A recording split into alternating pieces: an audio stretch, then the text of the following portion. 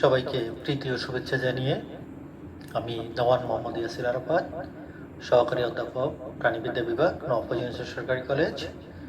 আমি তোমাদের সামনে উপস্থিত হয়েছি।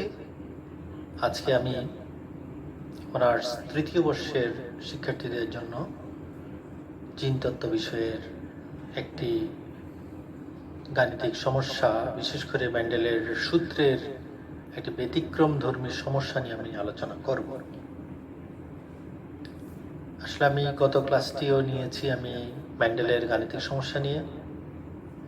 আজকে এই ক্লাসটি হলো আমার 32তম ক্লাস, এবং সেটি যদি অনার্স এবং ডিগ্রি তৃতীয় বর্ষ, অনার্স তৃতীয় বর্ষ এবং ডিগ্রি তৃতীয় বর্ষের শিক্ষার্থীদের জন্য বলি, তাহলে তোমাদের জন্য এটি আমার 13তম ক্লাস। আমি জিনতত্ত্ব বিষয়ে গত ক্লাসে আমি বিশেষ করে মেন্ডেলের সূত্রের বিশেষ কিছু প্রবলেম বা সমস্যাবলী নিয়ে, অর্থাৎ গাণিতিক সমস্যা নিয়ে আমি আলোচনা করেছি। তারই ধারাবাহিকতায় আমি আজকেও বিগত বছরে আসা যে গাণিতিক সমস্যাগুলো, সেগুলোরই একটি সমস্যা নিয়ে আমি প্রথমে আলোকপাত করতে চাই। আমি একটু তোমাদের জন্য বলছি, সেটা হলো 2013 সালে জাতীয় বিশ্ববিদ্যালয়ের পরীক্ষায় একটি প্রশ্ন এসেছে, যেমন মোরগ মুরগির জুটির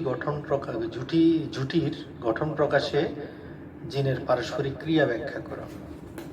আমি এই বিষয়টির উপর একটু আলোকপাত করতে চাই। ঠিক সেম প্রশ্নটি এসেছে আবার 2016 সালে, সেটাও একই, মোরগ মুরগির জুটির গঠন প্রকাশে জিনের পারস্পরিক ক্রিয়া ব্যাখ্যা করো। আবার এর পরবর্তীতে 19 সালেও এটা থেকে একটা সমস্যা এসেছে। তো আমি সেই সমস্যাটা নিয়ে পরে আলোচনা করব। প্রথমে আমি একটু মূল সূত্রটা নিয়ে, মূল কাঠামোটা নিয়ে আলোচনা করব। এটা এইভাবেও এই প্রশ্ন আসতে পারে তোমাদের, সেটা হলো যে মেন্ডেলের সূত্রের আনুপাতিক ব্যতিক্রম না করেও কিভাবে মেন্ডেলের সূত্রের ব্যতিক্রম হয়। অর্থাৎ মেন্ডেলের এই ব্যতিক্রমটা এমন একটা, এটা জিনের ইন্টারাকশন অফ জিনের বা জিনের পারস্পরিক ক্রিয়ার একটি বিষয়। মোরগ মুরগির ঝুটির বৈশিষ্ট্য প্রকাশের ক্ষেত্রে আমরা দেখি, সেই ক্ষেত্রে দেখা যায় যে এখানে মেন্ডেলের মূল সূত্রের কোনো ব্যতিক্রম হয় না। অর্থাৎ মেন্ডেলের দ্বিতীয় সূত্রে আমরা যেটা পাই 9:3:3:1, 9:3:3:1, এই যে অনুপাত, এই অনুপাতটা ঠিক থাকে, এই অনুপাতের কোনো পরিবর্তন হয় না। কিন্তু তারপরেও সেটা একটা ব্যতিক্রম। তো সেটা কিভাবে, তা আমরা সেটা একটু আলোচনা করব। এই জন্য ওই ঝুটির বৈশিষ্ট্য উল্লেখ করে এই জন্য তোমাদের এইভাবে প্রশ্নটি অনেক ক্ষেত্রে আসে। আমি এটা তোমাদের জন্য একটু সামনে তুলে ধরতে চাচ্ছি। আসো আমরা প্রথমে আলোচনা করি মোরগ মুরগিতে আমরা কত রকমের ঝুটি পাই। আমরা মোরগ মুরগিতে 4 রকমের ঝুটি দেখি। যেমন আমরা যদি এই ঝুটির ইয়েগুলো বলি, আমরা 4টা ঝুটির কাঠামো বলি। 1 নম্বর হলো ওয়ালনাট জুটি, এটা এক রকমের জুটি। দ্বিতীয় জুটিটাকে বলি আমরা রোজ বা গোলাপ যেটা। তৃতীয় জুটিটাকে আমরা বলি পি। আর চতুর্থ জুটিটাকে বলি আমরা সিঙ্গেল। এই 4 রকমের জুটি আমরা মোরগ মুরগিতে দেখি। এখন আসি এই 4 রকমের জুটির আমরা জেনেটিক রূপটা দেখি, কারণ এটাকে আমরা প্রথমে বলছি এটা একটা ইন্টারাকশন অফ জিনের কারণে এটা হয়। আমরা যদি প্রথমে আসি একটু রোজ নিয়ে আমরা কথা বলবো। মোরগ মুরগির এখানে আমরা দেখবো যে আমরা প্রথমে একটু বলি, জুটি প্রকাশের ক্ষেত্রে আমরা 2 রকমের জিনের উপস্থিতি দেখতে পাই। একটাই বলছি আমরা আর জিন, 2টি প্রকট জিন আর জিন, আর একটা হলো পি জিন। 2টা জিন এবং 2টি নন অ্যালিলিক জিনের উপস্থিতি আমরা এই জুটির বৈশিষ্ট্য প্রকাশের ক্ষেত্রে দেখতে পাই। এখন আসি প্রতিটা ক্যাপিটাল আর, এটা একটা জিন, এটার প্রচ্ছন্ন জিন হলো স্মল আর। একইভাবে ক্যাপিটাল পি একটা জিন, সেটার প্রচ্ছন্ন জিন হলো স্মল পি। যেহেতু এটা প্রত্যেকটা প্রকট জিনেরই একই রকমের বা বিভিন্ন বৈশিষ্ট্য সম্পন্ন প্রচ্ছন্ন জিন থাকবে, এটাই স্বাভাবিকতা বা স্বাভাবিক রূপ। তো আমরা সেই ক্ষেত্রে আমরা এটা দেখবো যে মেন্ডেলের এই মোরগ মুরগির জুটির ক্ষেত্রে যে আর জিন আছে এবং পি জিন আছে। এখন মজার ব্যাপার হলো আর জিন যখন থাকবে তখন ক্যাপিটাল আর, অর্থাৎ আমরা তো জানি ক্যাপিটাল আর অথবা ক্যাপিটাল আর স্মল আর যাই থাকুক না কেন, তখন ওই জুটিটাকে আমরা বলবো রোজ। কিন্তু শর্ত আছে, শর্তটা হলো এই আর জিনের, কারণ হলো দুইটি নন অ্যালিলিক জিন এখানে থাকবে, এই জিনের সাথে অবশ্যই থাকতে হবে স্মল পি, অর্থাৎ পি জিনটা প্রকট অবস্থায় থাকতে পারবে না। কেবলমাত্র যদি আর জিনটাই প্রকট থাকে এবং পি জিন প্রচ্ছন্ন অবস্থায় থাকে, তাহলে সেই জুটিকে বলবো আমরা রোজ। আবার যদি পি জিনটি ক্যাপিটাল পি অথবা ক্যাপিটাল পি স্মল পি, অর্থাৎ এইখানে পি জিনটা প্রকট অবস্থায় থাকে এবং তার সাথে অবশ্যই প্রচ্ছন্ন জিন হিসাবে স্মল আর থাকবে, অর্থাৎ ক্যাপিটাল আর থাকতে পারবে না, তাহলে সেটা হবে পি জুটি। আবার যদি ক্যাপিটাল পি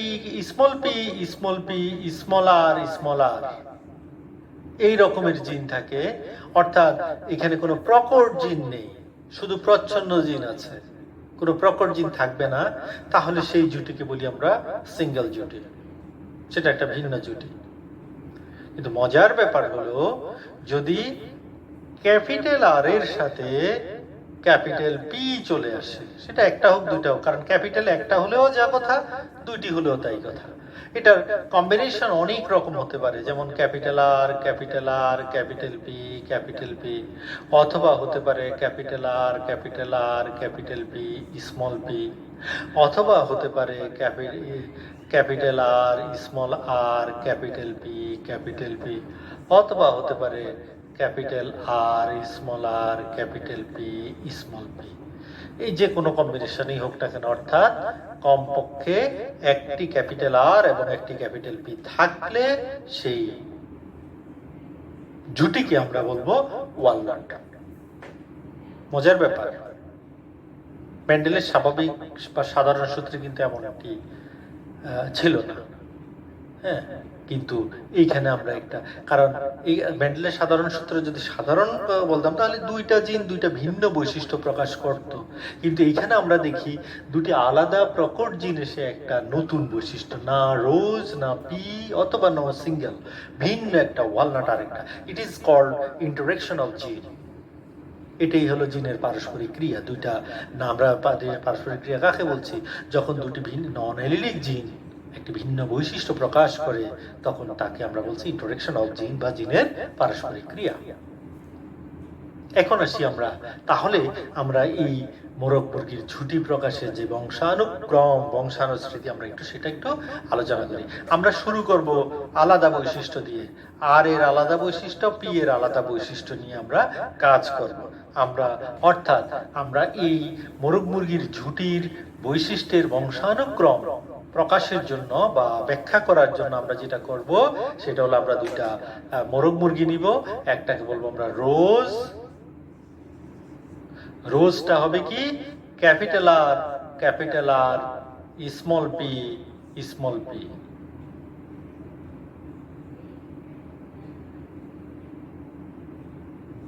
আর যেটাকে আমরা পি নিব সেটা হবে small R capital P.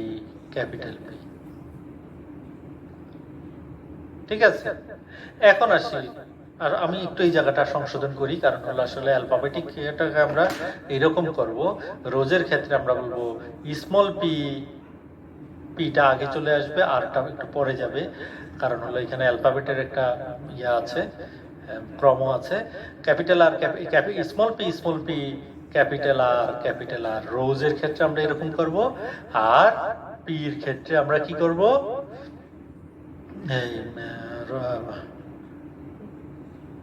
Capital P small আর।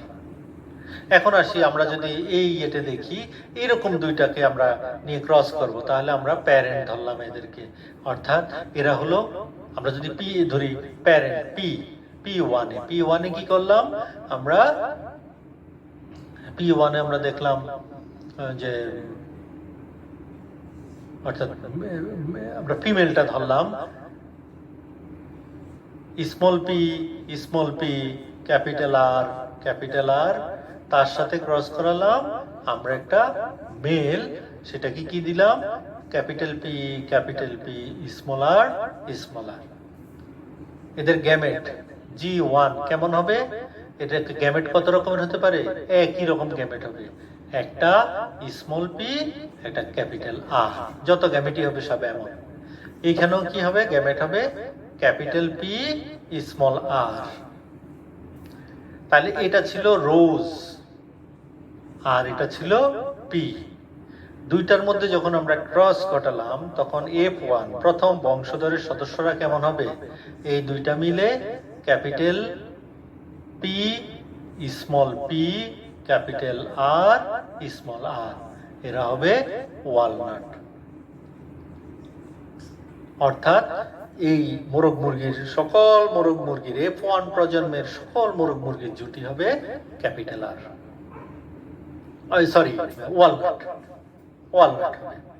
এবার আসি আমরা পরের ইয়েতে যাই, যে এদেরকে যদি আমরা P2 ধরি, এদেরকে P2 প্যারেন্ট 2 ধরে যদি আমরা ক্রস করি কেমন, capital P small P capital R small R, তার সাথে আবার আরেকটা capital P small P capital R small R cross ঘটালাম, তাহলে কি হবে গ্যামেট G2 কেমন হবে, এদের কত রকমের গ্যামেট হতে পারে, এদের প্রত্যেকের গ্যামেট হবে 4 রকমের। কেমন কেমন, ক্যাপিটাল পি ক্যাপিটাল আর কিছু gamete, capital P small R gamete, small P capital R gamete, small P small R gamete. ঠিক এইখানেও হবে capital P capital R, capital P small আর, small P capital R, small P small R, 4 রকমের gamete হবে এখানেও। এবার এদেরকে যদি আমরা এই সন্ততি মানে এই গ্যামেট গুলোকে যদি আমরা পরবর্তীতে চেকার বোর্ডে F2 প্রজন্মের ফলাফল জানার জন্য আমরা এদেরকে কি করলাম, চেকার বোর্ডে উপস্থাপন করলাম। আমরা যদি চেকার বোর্ডে উপস্থাপন করি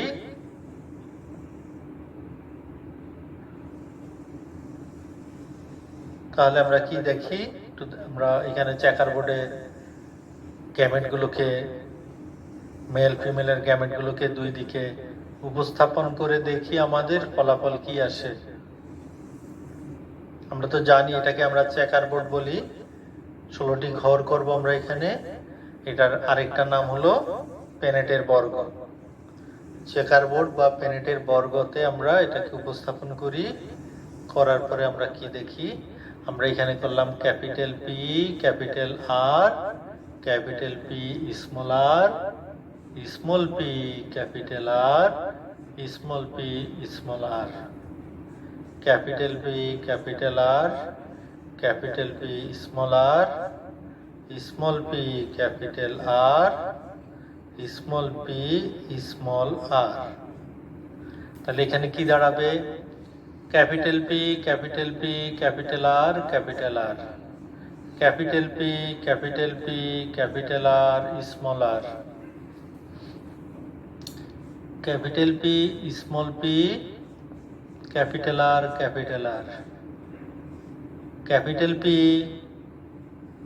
small P capital R small R, capital P capital P capital R small R, capital P capital P small আর small R, capital P small P capital R small R, capital P small P small আর small আর,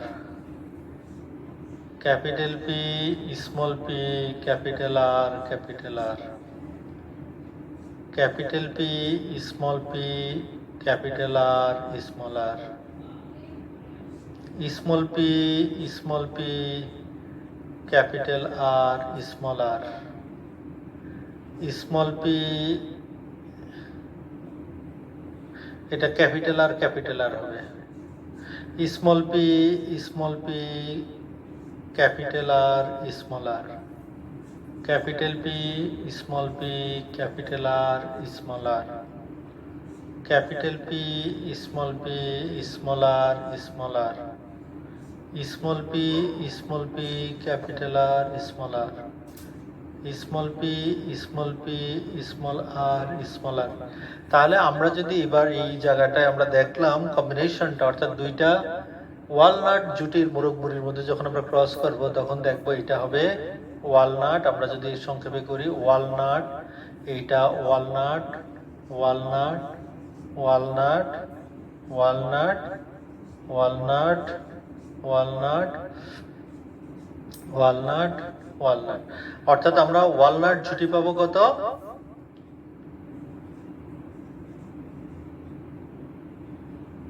walnut পাবো 9টি।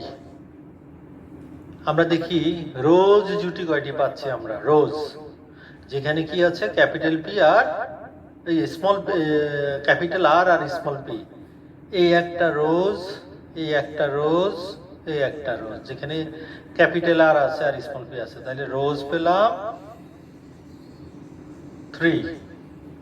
আবার walnut পাবো P পাবো কয়টা? Capital P আছে small আর আছে, তাহলে এইটা হলো পি, এইটা হলো পি, এইটা হলো পি। পি পেলাম 3টি, আর সিঙ্গেল জুটি মাত্র একটা, সিঙ্গেল জুটি একটা। তাহলে কিন্তু অনুপাতের কোনো পরিবর্তন হয় নাই, 9:3:3:1। মজার ব্যাপার যে অনুপাতের কোনো পরিবর্তন হলো না, অথচ এটা একটা মেন্ডেলের সূত্রের ব্যতিক্রম। শুধু এই ব্যতিক্রমটা ইন্টারেকশন অফ জিনের কারণে হয়েছে। আমরা এর আগে দেখলাম যে মেন্ডেলের অনেকগুলো ব্যতিক্রম আমরা আলোচনা করেছি, প্রত্যেকটি ছিল যে অনুপাতটা চেঞ্জ হয়ে যেত, অর্থাৎ পিনোটাইপ আর জিনোটাইপের অনুপাত ভিন্ন ছিল। এখানে কিন্তু পিনোটাইপ এন্ড জিনোটাইপের অনুপাত কিন্তু কোনোটাই পরিবর্তন হয় নাই। জিনোটাইপের অনুপাত ছিল, ফিনোটাইপের অনুপাত 9:3:3:1, আর জিনোটাইপের অনুপাত 1:2:1:2:1:2:4:2:1:1, ওই অনুপাতটা একই আছে। তাহলে এটাকে আমরা ব্যতিক্রম হিসাবে আলোচনা করলাম। এখানে আরেকটি জিনিস, একটা অঙ্ক আসে, তোমাদের একটা প্রবলেম আসে, সেটা হলো যে এখানে আমি যদি একটু দেখি বিগত যেমন এসেছে, সেটা হলো এইরকম। দেখো, একটি ওয়ালনাট ও একটি সিঙ্গেল জুটির মুরব্বুর মধ্যে ক্রসের ফলে F1 জনুতে, খেয়াল করো, বলা আছে অঙ্কটা এরকম। আমরা এখন এই অঙ্কটা দিয়ে আমরা এই আজকের আলোচনা শেষ করব। খেয়াল করো, মজার ব্যাপার এই অঙ্কটা, এটা প্রায় এভাবে আসে। বলা আছে যে ক্রস ঘটানো হলো একটা ওয়ালনাট মোরগের সাথে আরেকটা সিঙ্গেল মুরগির ক্রস ঘটানো হলো, এবং তাদের বলা হলো এদের ফলাফলটা কি, যে 1/4 হলো ওয়ালনাট, 1/4 হলো ওয়ালনাট, 1/4 হলো রোজ, 1/4 হলো পি, এবং 1/4 হলো সিঙ্গেল।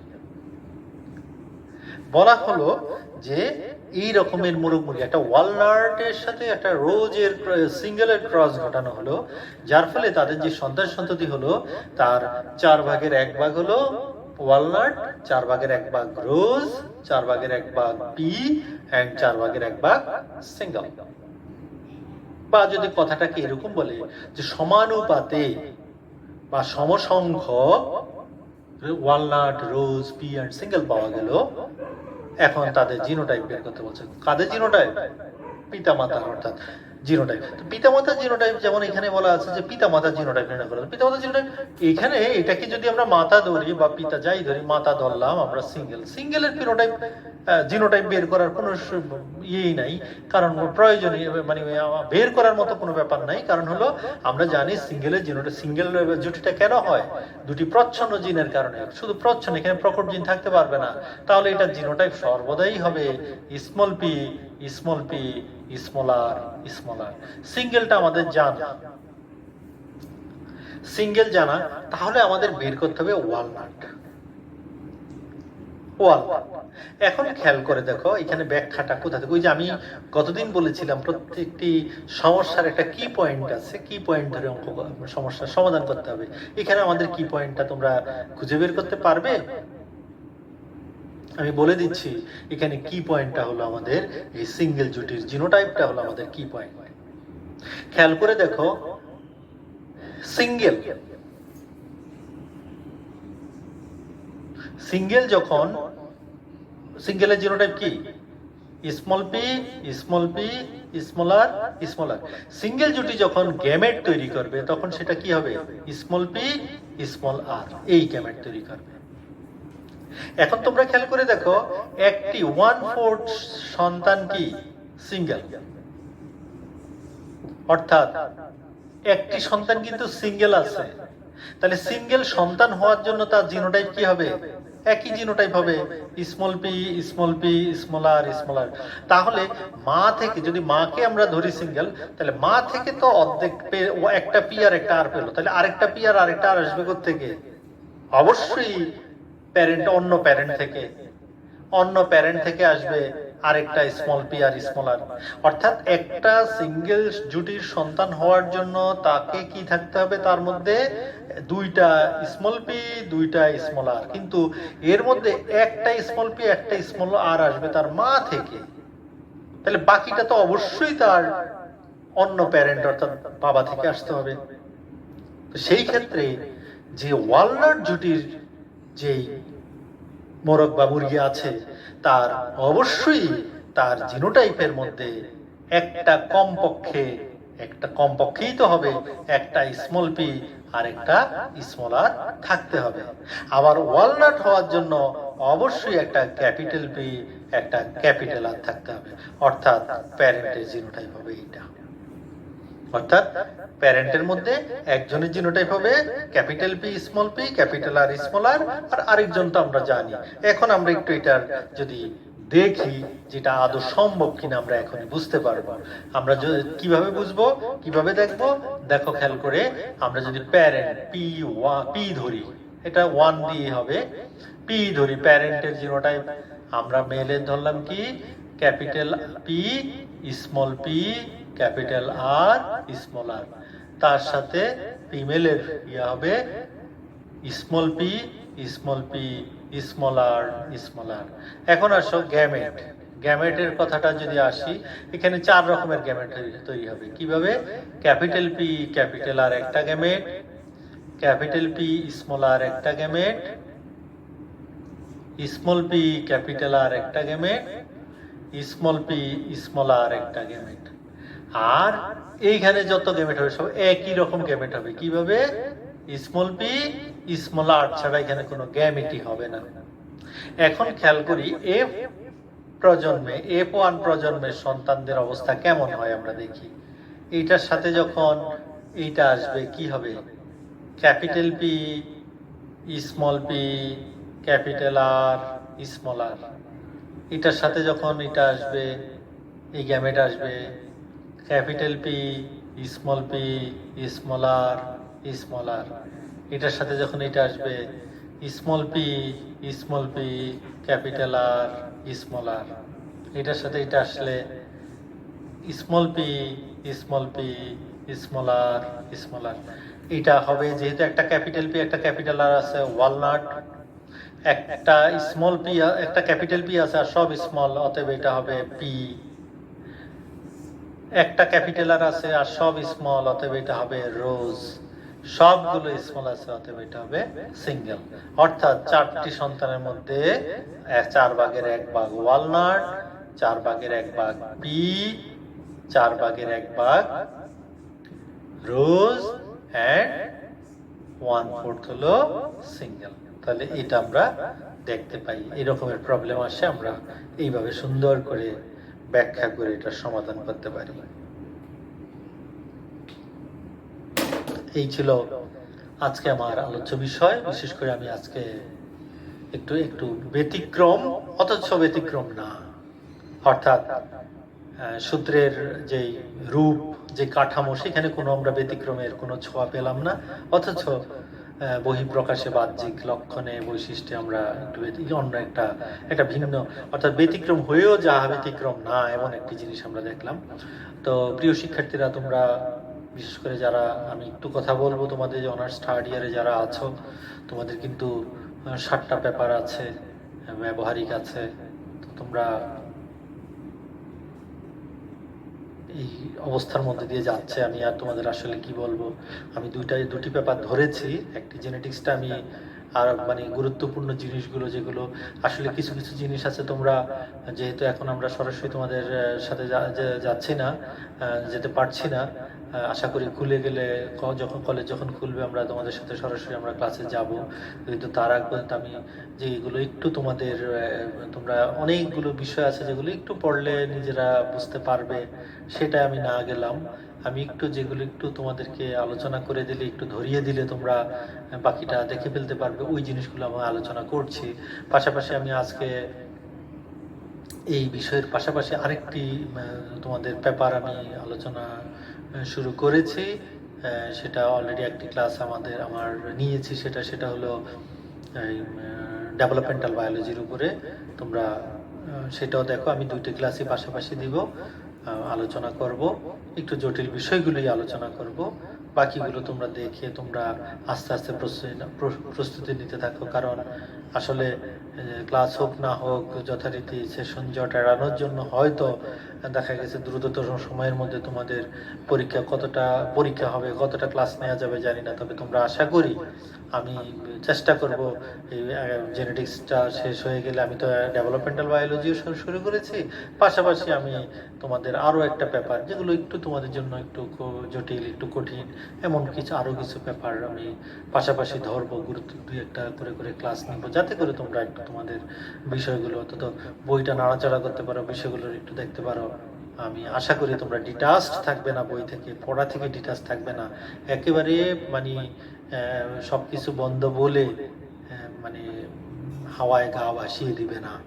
তোমরা একটু পড়াশোনা করো, অল্প টাচে থাকো, জটিল বিষয়গুলোকে একটু চোখ বুলিয়ে নাও। আশা করি এতে তোমরা উপকৃত হবে, অবশ্যই উপকৃত হবে। প্রিয় শিক্ষার্থীরা, তোমরা যেখানে আছো ভালো থাকো, সুস্থ থাকো, নিরাপদ থাকো, পরিবার পরিজন যাতে সুস্থ থাকে, সেই মানে ব্যবস্থাটা তোমাদের হাতেই আছে। আমি আসলে বারবার তোমাদের বলতে হয় না, এগুলো আমরা এখন সবাই জানি। আমাদের যে তথ্য প্রযুক্তির বদৌলতে, আমাদের মিডিয়ার বদৌলতে আমরা এখন সব কি করতে হবে হয়তো আমার চেয়েও তোমরা আরো বেশি অনেক ভালো জানো। প্রিয় শিক্ষার্থীরা, ভালো থাকো, সুস্থ থাকো, নিরাপদ থাকো। সবার সুস্বাস্থ্য মঙ্গল কামনা করে আজকের মতো এখানেই শেষ করছি। ধন্যবাদ।